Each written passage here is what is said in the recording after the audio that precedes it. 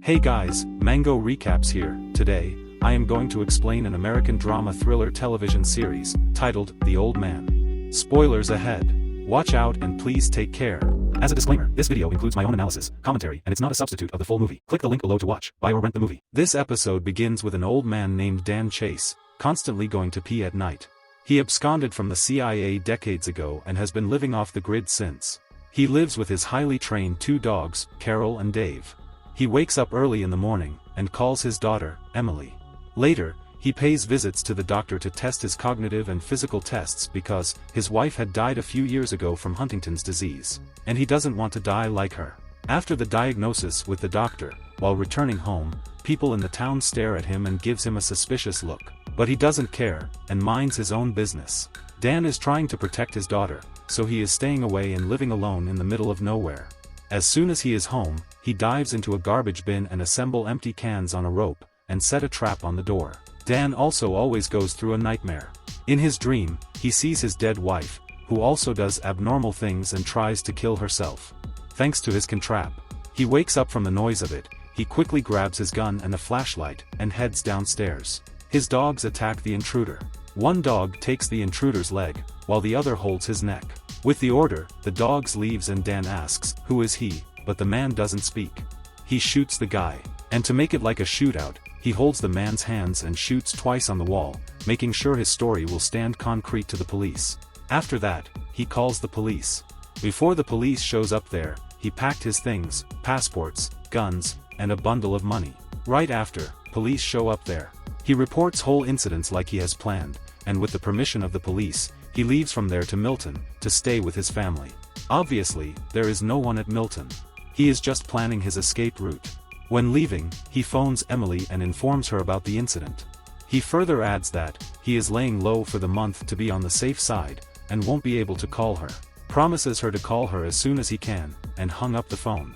Then the episode introduces us to our new character, Harold Harper, retired FBI assistant director, who is playing with his grandson. Lately, the boy's parents died in a car accident, and Harold is looking after him. Harold cannot believe his son died, and cries remembering him in the bathroom. His wife brings the call and knows that Agent Raymond Waters is on the other side. He informs him that Bob Blaskey of DCS redirected him to Harold, and informs that he is working on a case in which Harold might help him. On which man under Harold went MIA near Torkham in 1987 has located some moment recently. Obviously, they are talking about Dan. Harold is astounded to know about it because he had solved this case around 3 decades ago. As soon as he hears this, he accepts the offer to join the mission.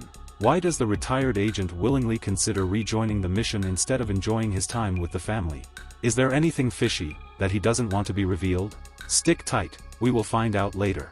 Moving on, Dan is on the run and stops by the restaurant for a dinner. Before the dinner becomes ready, he gives a call to the rented house, and makes sure of everything he needs in his stay there. Then the episode cut us to the flashback where a young Dan and his wife, Abby, meets in the restaurant. Dan proposes to her to marry him and asks her for settling down. As they talk, we come to know that they are running away from the FBI. Dan talks about something which he had done the right, and promises to do again, if he needs. Till this point, it is clear that they both do not know each other's names but are in love, and want to grow together. In the present, the phone rings. It is none other than Harold, and asks Dan to go to his car. Surprisingly, that bald man had put a transponder on his car. The FBI's highly trained personnel are behind him, and will be at his location by 3 minutes on top. So, Dan quickly gets inside his car and drives away from there. Harold warns that Faraz Hamzad wants to see Dan again and has convinced someone in the US government to make that happen. Dan asks Harold why he is helping him. To which Harold says, the story has come back to life for some things that were dead and buried in the ground a long time ago, which he has to answer. So to avoid it, he is helping Dan and abets his escape. Ultimately, Harold offers him 2 options. First, Dan must engage and figures out how to fight back, and also warns that it will end badly, where Harold will take over the operation and put Dan down, by using his daughter Emily. Second, Dan most disappears and makes no contact with Emily, where Harold will make believe his man that he is dead. Dan doesn't like the idea, but accepts the second one. He then gives a call to Emily and informs her that this is his last conversation with her. But Emily doesn't like the idea and suggests him fight back. He remains silent and hung up the phone.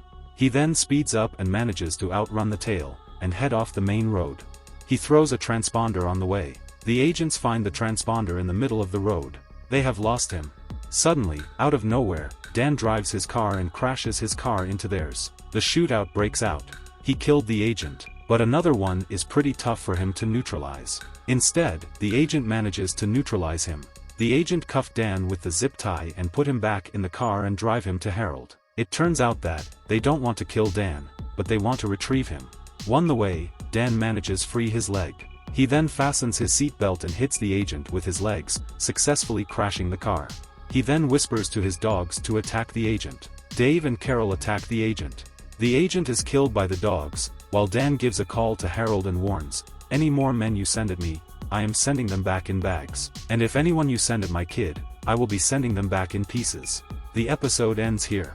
Please, subscribe to watch more series recaps, turn on notifications, and leave a like and comment to support the channel.